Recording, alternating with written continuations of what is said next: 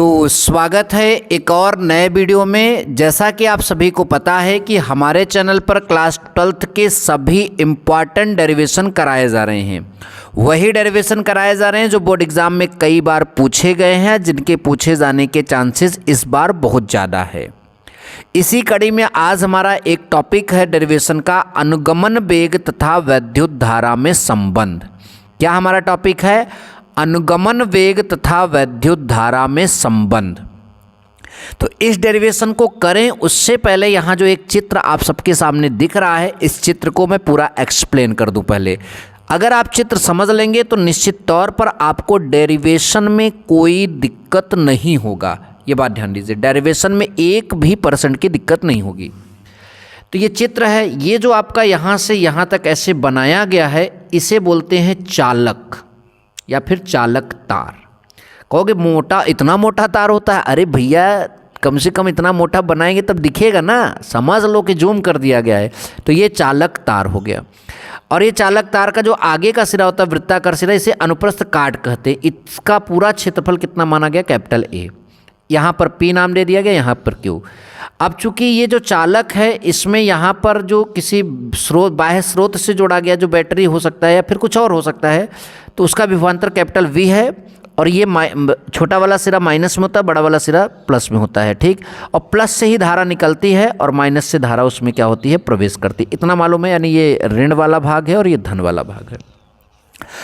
अगर इस तरह से आप किसी चालक के सिरों पर विभवांतर लगाते हैं तो उस चालक में एक वैद्युत क्षेत्र उत्पन्न हो जाता है, जो कि आपका वैद्युत धारा की दिशा में मतलब कि कार्य करता है, इस दिशा में। और जो उस चालक के अंदर आपका मतलब मुक्त इलेक्ट्रॉन है, वो एक वेग से गति करते हैं। उस वेग का नाम है अनुगमन वेग, और वो धन प्लेट की ओर, अर्थात धन जिधर होता है उधर की ओर गति करने लगते हैं। सबको समझ में आया तक? यहाँ से यहाँ तक जो मतलब कि है, ये चालक की पूरी क्या है? लंबाई है। यह भी बात आप सबको समझ में आ गई। इतना अगर आप चित्र बना देते हो तो एग्जामिनर आपके चित्र का भी 1 नंबर ज़रूर दे देगा।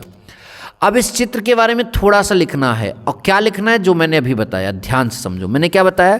जब किसी चालक तार के सिरों पर विभवांतर लगाया जाता है V, तो वैद्युत क्षेत्र उत्पन्न हो जाता है, जैसा कि आपने अभी देखा, तथा इलेक्ट्रॉन वैद्युत क्षेत्र के विपरीत दिशा में गति करने लगते हैं। सबको आपने देखा।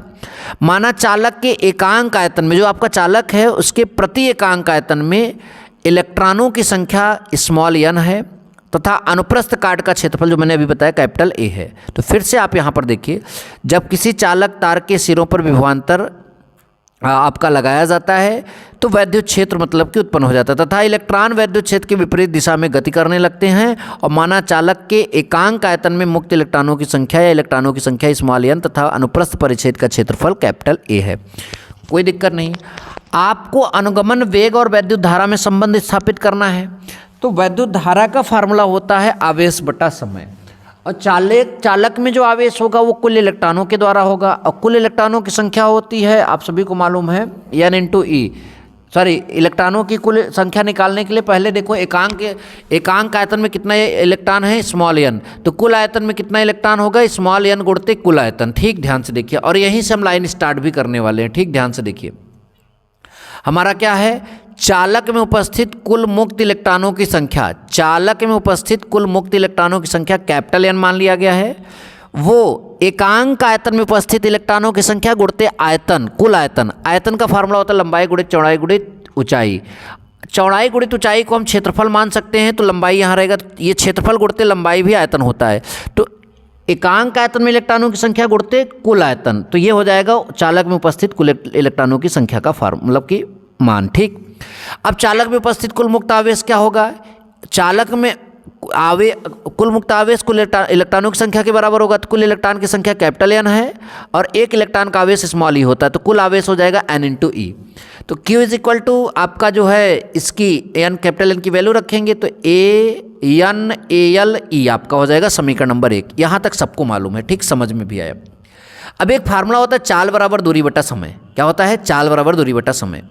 तो चाल बराबर दूरी बटा समय होता है, तो समय बराबर क्या हो जाएगा? दूरी बाई चाल। तो जब इलेक्ट्रॉन जो भी गति करेंगे यहाँ से यहाँ तक जाएंगे तो दूरी कितनी हो जाएगी? L।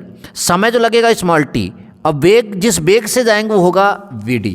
तो यहाँ पर t = L/vd, समीकरण नंबर 2। चालक क्षण में प्रवाहित विद्युत धारा का फार्मूला होता है I बराबर Q बाई T, सबको मालूम है। अब समीकरण 1 से Q का मान, समीकरण 2 से T का मान और समीकरण 3 में रख देंगे तो आपका फार्मूला तैयार हो जाएगा I बराबर, ठीक। तो आइए देखते हैं। I बराबर अभी आपका क्या था, Q बटा T।